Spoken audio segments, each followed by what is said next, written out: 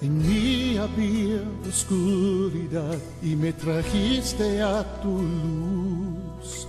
Por siempre cantaré de tu amor. Muy buen día tengan todos ustedes, hermanos.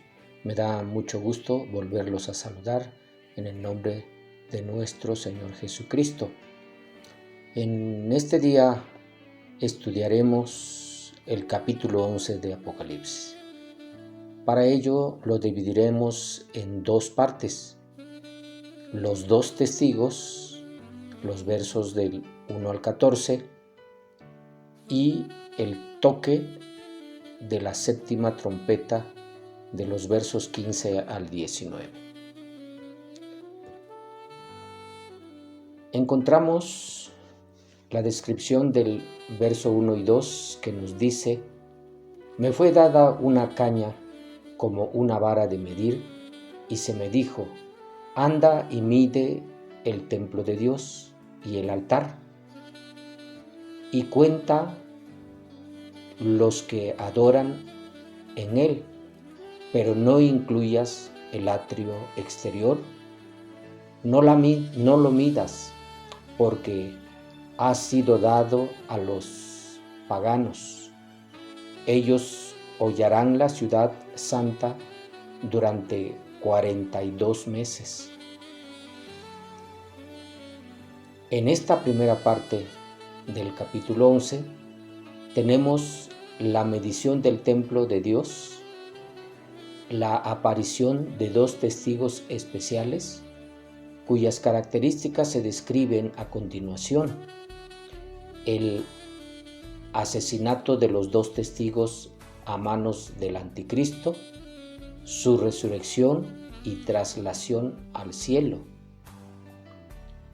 El capítulo comienza con la orden que se le da a Juan de medir el santuario, el altar y los que adoran en él. No se trata, pues, de una visión, sino de una orden que recibe Juan. Del griego naón, que significa el santuario propiamente dicho, es decir, el lugar santo y el lugar santísimo. Se añade el altar que está fuera, pero junto al santuario. Los que adoran, pues, significan dos cosas: el lugar que ocupan los que ahí rinden culto. Se le prohíbe a Juan a medir el atrio exterior y la ciudad, porque todo eso ha sido entregado a los gentiles, quienes profanarán la ciudad santa, Jerusalén, durante 42 meses, es decir, 3 años y medio. Para entender esta medición, es preciso compararla con la de Zacarías capítulo 2 versos del 2 al 9, en la que parece estrechar a sus habitantes, pero un ángel le dice que Jerusalén crecerá sin medida.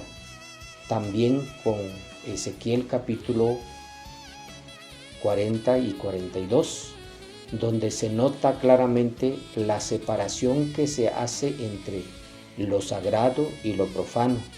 Finalmente, en Isaías 34:11, Edom es medido con cuerdas de destrucción. Por tanto, la medición puede ser símbolo de perseveración o de destrucción. Aquí lo medido será preservado, mientras que el resto será profanado por los paganos o gentiles, por un espacio de tiempo, símbolo de maldición, 42 meses, igual a 1260 días, contando todos los meses como de 30 días, y a 3 años y medio. Además de que 3,5 es el número que parte por medio al número 7, número de plenitud y perfección, atribuido perfectamente a Dios. Está el hecho histórico de que el pueblo de Israel pasó días angustiosos de aprietos y persecución bajo Antíoco IV Epífanes. De ahí que 3,5 y sus equivalentes numéricos sean símbolo de lo que no madura, de lo que no llega al fin pretendido. Compárese con Daniel 7:25 y 12:7, Apocalipsis 12:6 y 14 y capítulo 13, versos 5. A la luz de la profecía de Ezequiel 40 y 42, este templo al que se alude aquí será evidentemente edificado durante los días de la tribulación, donde el culto judío de adoración se llevará a cabo durante la primera parte de ese periodo, y en el cual a la mitad del periodo de 7 años el hombre de pecado se exaltará a sí mismo para ser adorado, para que no haya confusión en cuanto al designio de este templo, no edificado para cristianos, sino para judíos que deseen renovar sus votos, renovar sus antiguos sacrificios. El templo aquí es evidentemente el que existirá durante la gran tribulación, construido originalmente para el culto de los judíos y la renovación de sus antiguos sacrificios. Es profanado durante la gran tribulación y se convierte en residencia de un ídolo del gobernador del mundo. Por esta razón es muy significativo el que a Juan se le ordene medir no solo el templo y el altar, sino también a los adoradores. Está diciendo en efecto que Dios es el juez del culto del hombre y del carácter del hombre, y que todos tienen que rendirle cuentas. También implica, por cuanto la caña tiene 10 pies de largura, que el hombre no llega ni con mucho al nivel que Dios exige. Incluso una persona muy alta quedaría por debajo del nivel de los 10 pies, que quiere decir 3.05 metros de la caña de medir. Por consiguiente, Dios no solo está reclamando con esta medición que es dueño del templo y del altar, sino que está también demostrando las diferencias de los adoradores que no llegan a la medida del nivel que Él exige. Este templo será construido en el periodo de la gran tribulación y los primeros 3,5 años de los 7 que durará, y el anticristo lo tomará para que lo adoren, ya que el templo de la roca que hay actualmente de los musulmanes corresponde al patio de los gentiles. En los versículos 3 al 6 son introducidos en escenas 2 testigos muy especiales. Y yo daré poder a mis 2 testigos, y ellos profetizarán durante 1260 días, vestidos de saco. Estos son los 2 olivos y los 2 candelabros que están en la presencia del Señor de la tierra.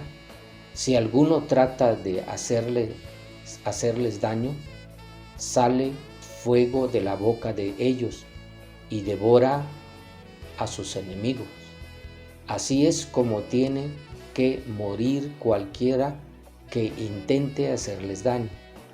Estos hombres tienen poder para cerrar el cielo para que no llueva durante el tiempo en que ellos están profetizando. Y tienen poder para convertir las aguas en sangre y para herir la tierra con toda clase de plagas cuantas veces quieran. Los dos olivos, con clara referencia en Zacarías 4:3 y versos 11 al 14, indican que estos testigos estarán llenos del Espíritu Santo, mientras que los dos candelabros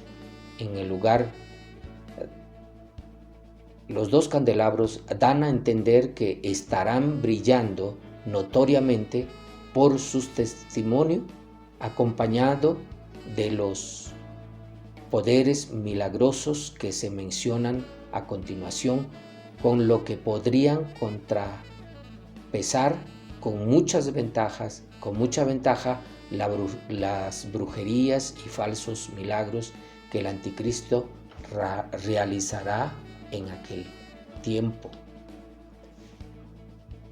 Identificando a los dos testigos, tanto las tradiciones rabínicas como el contexto general de la Biblia nos confirma que efectivamente se trata de Moisés y Elías. En cuanto a Elías, basta con leer Malaquías 4:5. He aquí, yo os envío el profeta Elías antes que venga el día de Jehová, grande y terrible. Por otra parte, el versículo 6 nos facilita referencias como Éxodo 7:20, 21 y 9:23 y 24, todas las cuales nos dan la misma identificación de Moisés y Elías.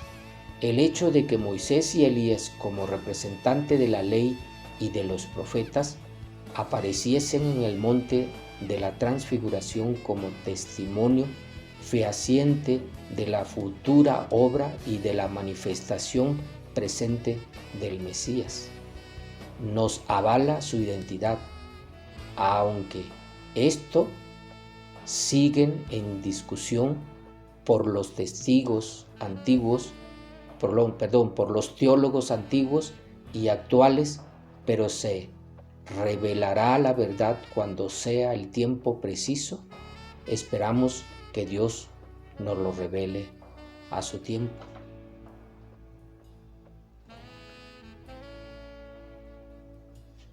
Los versículos del 7 al 10 tenemos la muerte violenta de estos dos testigos con gran regocijo por parte de sus enemigos.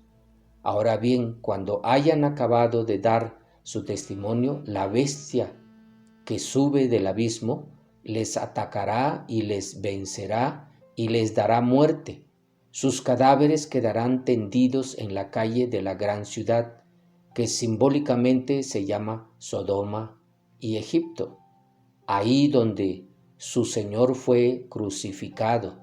Durante 3 días y medio, gentes de todo pueblo, tribu, lengua y nación contemplarán sus cadáveres y no permitirán que se les dé sepultura.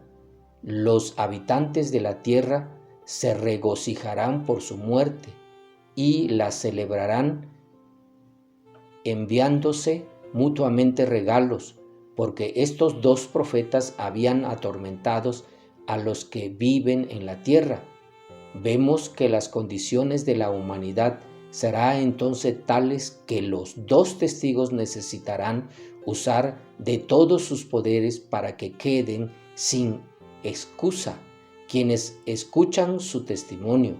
El texto no muestra que los creyentes se arrepientan de veras, aunque llegan a persuadirse de esos hombres, poseen un poder sobrenatural.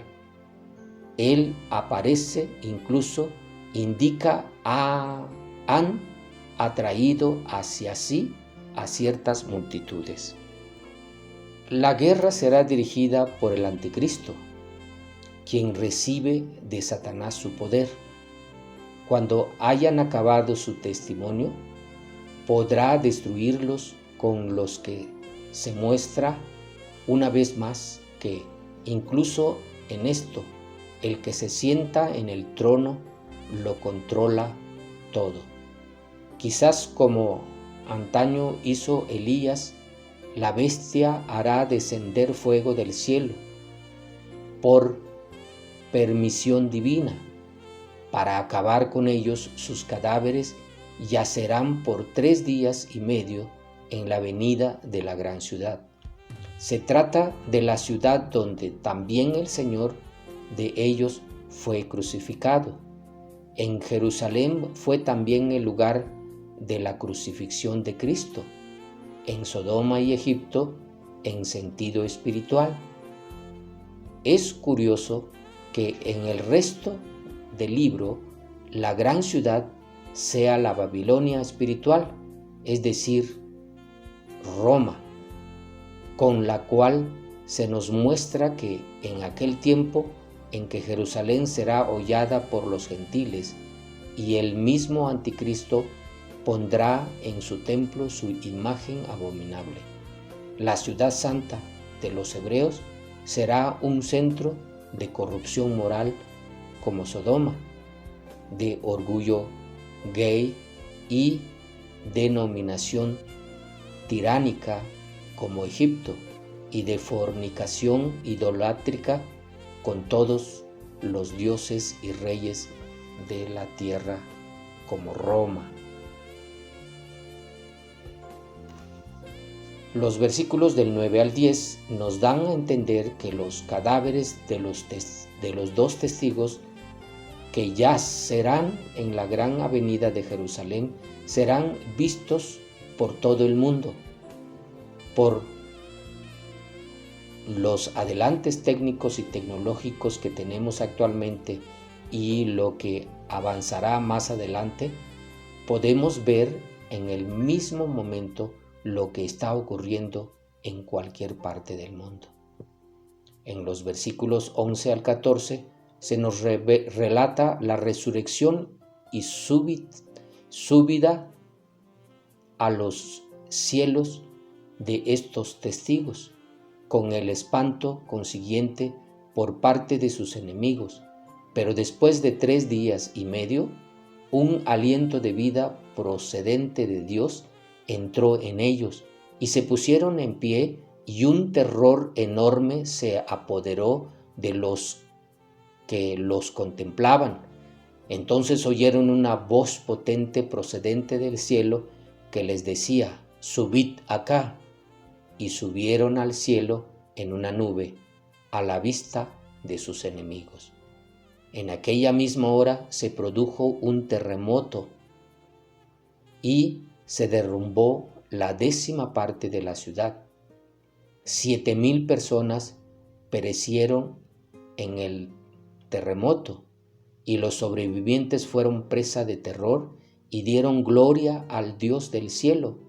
El segundo ay ha pasado, y el tercer ay va a llegar enseguida. De modo similar a como aconteció en el valle de los huesos secos de Ezequiel, un espíritu de vida procedente de Dios volverá a entrar en los cadáveres después de 3 días y medio. Bueno será recordar que según la mentalidad semítica, el alma queda junto al cadáver los 3 primeros días después de la defunción, para abandonarle definitivamente al 4º día, lo que confiere mayor relieve a la resurrección de Lázaro al 4º día. Podemos imaginarnos el espanto de los enemigos de Dios, ver que aquellos a quienes consideraban definitivamente derrotados y destruidos se levantan sobre sus pies. El gozo de los impíos por la muerte de los 2 testigos ha durado poco. Después de su resurrección, Juan nos dice que los testigos oyeron una potente voz, la de Jesucristo, que daba la orden de que subieran gloriosos e impasibles para siempre a los cielos. Subieron al cielo en una nube. Esto es símbolo de gloria y majestad, pues la nube vela a la vez que revela la presencia gloriosa de Dios, pues verse en particular el sentido de la nube en Mateo 17:5 y Lucas 9:31, donde se dice que Moisés y Elías aparecieron no vestidos, sino rodeados de gloria, esto es, iluminados por la gloria que emanaba del resplandor de Jesús. Y sus enemigos lo vieron, de la misma manera que todos podrán ver mediante la televisión u otro medio sus cadáveres, así también podrán ver su resurrección y su vida a los cielos. Ocurrirá algo parecido a lo que sucedió en la muerte y resurrección del Señor. Tras de la muerte y resurrección de los 2 testigos, Dios da un notorio refrendo a la inocencia de estos y confunde la maldad de sus perseguidores mediante la producción de un terremoto que diezma la ciudad y que mueren 7,000 hombres. Probablemente en ese tiempo en Jerusalén habiten 70,000 hombres. Los sobrevivientes del terremoto fueron presa de terror, se llenaron de miedo y dieron gloria al Dios del cielo. Quiere decir esto que se arrepintieron y se convirtieron. Al comparar con Lucas 23, 47 y 48 y Apocalipsis 14, 7 y 15, 4, piensan que no, sino de un terror para mayor endurecimiento, como ejemplo en Daniel 2, 47, que no significa una verdadera conversión por parte de Nabucodonosor.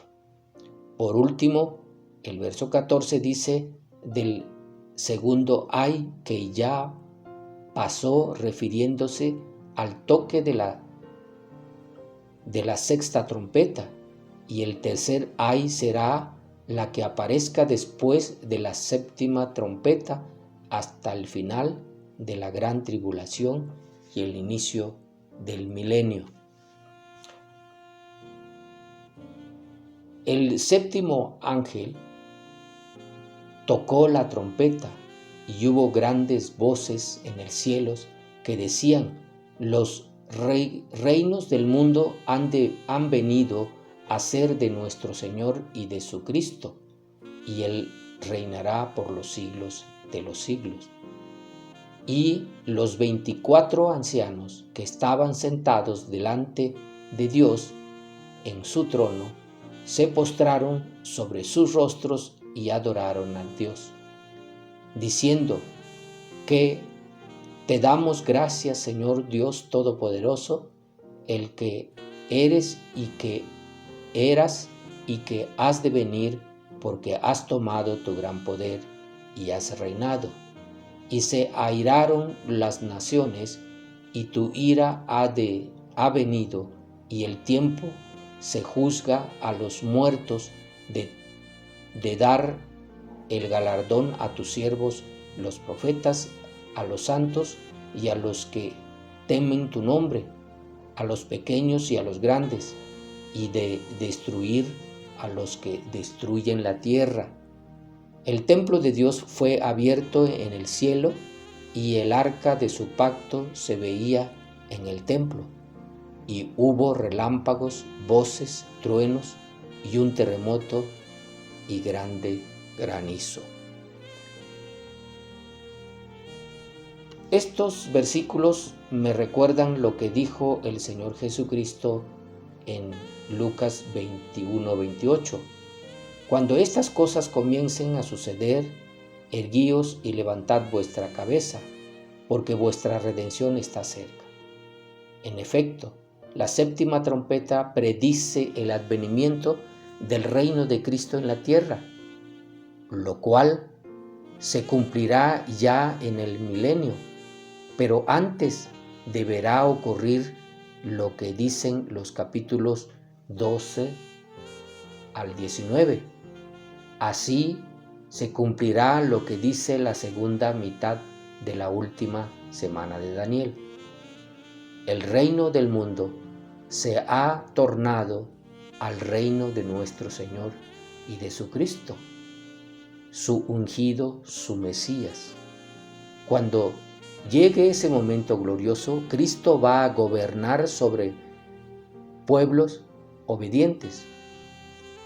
Es cierto que no todo será trigo limpio, porque habrá muchas rebeldías ocultas. De ahí que se nos diga que los regirá o los quebrantará con vara de hierro, pero al fin y al cabo su autoridad se impondrá completamente. Por fin habrá paz absoluta, una paz que solo al final del milenio se verá trágicamente alterado, para dar paso al acto final de la historia que nos presenta a los 24 ancianos tributando a Dios un himno de alabanza y acción de gracias por el definitivo triunfo contra el mal. Se postrarán como lo hicieron antes ante el Creador, ante el Cordero, y adoran a Dios como a su Señor, Dios hacedor del cielo y de la tierra, y todopoderoso que todo lo dirige y controla, por haber recobrado de hecho lo que le pertenecía por derecho, entra en plena posesión del reino que le habían usurpado. El himno de los ancianos no solo cantan el poder y la gloria de Dios, sino también su justicia. El verso 18 nos dice: el día de la ira ha llegado y la visitación de su juicio contra los rebeldes, para destruir a los que han venido destruyendo la tierra. El territorio escogido de Dios. A la vez ha llegado también el tiempo de dar recompensa a los siervos de Dios que han sufrido por las causas del Evangelio. En primer lugar, a los profetas, especialmente dedicados a la proclamación del Evangelio en la época más difícil de la historia. Asimismo, a los santos, es decir, con toda probabilidad, a los convertidos del pueblo escogido, cuyo sufrimiento se detallan en el capítulo 12, verso 13 al 17. Y finalmente, en general, a todos los temerosos de Dios, sean pequeños o grandes. Los que temen al Señor son los que reverencian su nombre y observan sus mandamientos. El Salmo 115:13 promete la bendición de Dios a todos los que aman a Jehová, a pequeños y a grandes. En cuanto a la identificación de los destructores de la tierra y el juicio de Dios contra ellos puedan verse. El pacto de Dios con Israel se nos recuerda efectivamente en la frase: se vio el arca sagrada de su pacto. Según Hebreos 9, 12 y 24, el verdadero lugar santísimo del que era figura del templo hebreo está en el cielo. El velo que separa el lugar santo del lugar santísimo a consecuencia de la separación impuesta por el pecado de los hombres impedía el libre acceso a la presencia de Dios.